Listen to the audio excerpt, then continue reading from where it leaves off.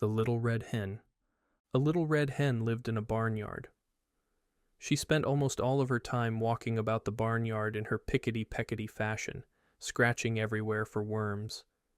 She dearly loved fat, delicious worms and felt they were absolutely necessary to the health of her children.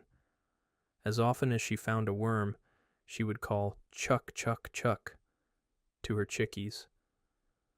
When they were gathered about her, she would distribute choice morsels of her tidbit. A busy little body was she.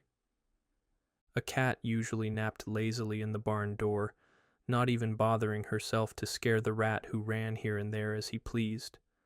And as for the pig who lived in the sty, he did not care what happened so long as he could eat and grow fat. One day the little red hen found a seed. It was a wheat seed, but the little red hen was so accustomed to bugs and worms that she supposed this to be some new and perhaps very delicious kind of meat.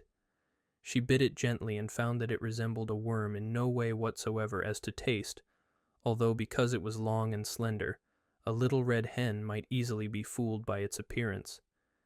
Carrying it about, she made many inquiries as to what it might be. She found it was a wheat seed, and that if planted, it would grow up, and when ripe it could be made into flour, and then into bread. When she discovered that, she knew it ought to be planted. She was so busy hunting food for herself and her family that, naturally, she thought she ought not to take time to plant it. So she thought of the pig, upon whom time must hang heavily, and of the cat who had nothing to do, and of the great fat rat with his idle hours, and she called loudly, "Who will plant the seed?" But the pig said, "Not I," and the cat said, "Not I," and the rat said, "Not I." "Well then," said the little red hen, "I will." And she did. Then she went on with her daily duties through the long summer days, scratching for worms and feeding her chicks, while the pig grew fat, and the cat grew fat, and the rat grew fat, and the wheat grew tall and ready for harvest. So one day the little red hen chanced to notice how large the wheat was, and that the grain was ripe. So she ran about calling briskly, "Who will cut the wheat?" The pig said, "Not I." The cat said, "Not I." And the rat said, "Not I." "Well then," said the little red hen, "I will." And she did. She got the sickle from among the farmer's tools in the barn and proceeded to cut off all of the big plant of wheat. On the ground lay the nicely cut wheat, ready to be gathered and threshed, but the newest and yellowest and downiest of Mrs. Hen's chicks set up a peep-peep-peeping in their most vigorous fashion, proclaiming to the world at large, but most particularly to their mother, that she was neglecting them. Poor little red hen! She felt quite bewildered and hardly knew where to turn. Her attention was sorely divided between her duty to her children and her duty to the wheat, for which she felt responsible. So again, in a very hopeful tone, she called out, "Who will thresh the wheat?" But the pig, with a grunt, said, "Not I." And the cat, with a meow, said, "Not I." And the rat, with a squeak, said, "Not I." So the little red hen, looking, it must be admitted, rather discouraged, said, "Well, I will then." And she did. Of course she had to feed her babies first, though, and when she had gotten them all to sleep for their afternoon nap, she went out and threshed the wheat.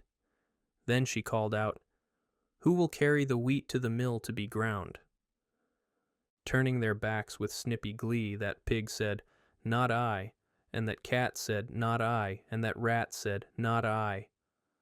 So the good little red hen could do nothing but say, "I will then." And she did. Carrying the sack of wheat, she trudged off to the distant mill. There she ordered the wheat ground into beautiful white flour. When the miller brought her the flour, she walked slowly back all the way to her own barnyard in her own pickety-peckety fashion. She even managed, in spite of her load, to catch a nice juicy worm now and then, and had one left for the babies when she reached them. Those cunning little fluff balls were so glad to see their mother. For the first time, They really appreciated her. After this really strenuous day, Mrs. Hen retired to her slumbers earlier than usual. Indeed, before the colors came into the sky to herald the setting of the sun, her usual bedtime hour. She would have liked to sleep late in the morning, but her chicks, joining in the morning chorus of the hen yard, drove away all hopes of such a luxury.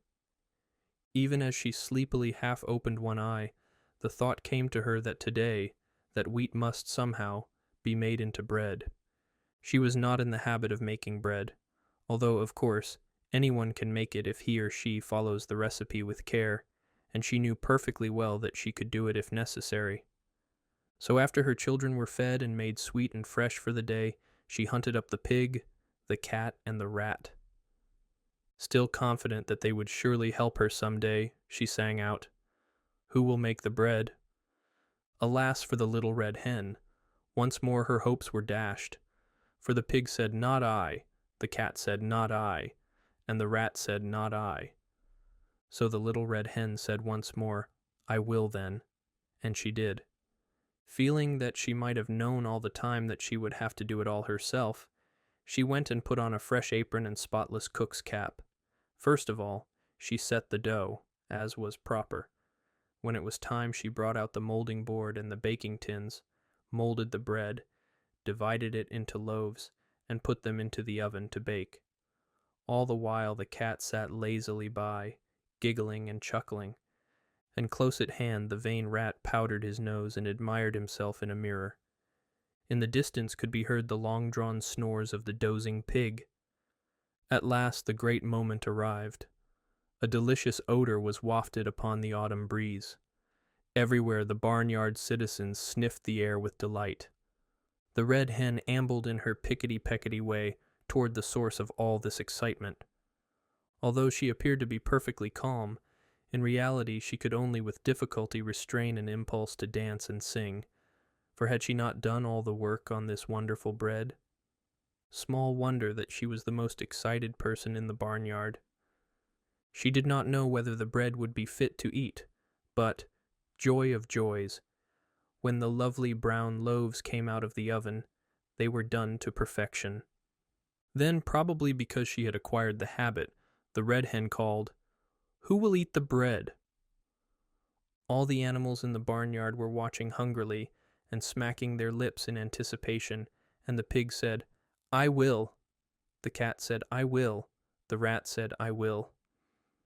But the little red hen said, "No, you won't. I will." And she did.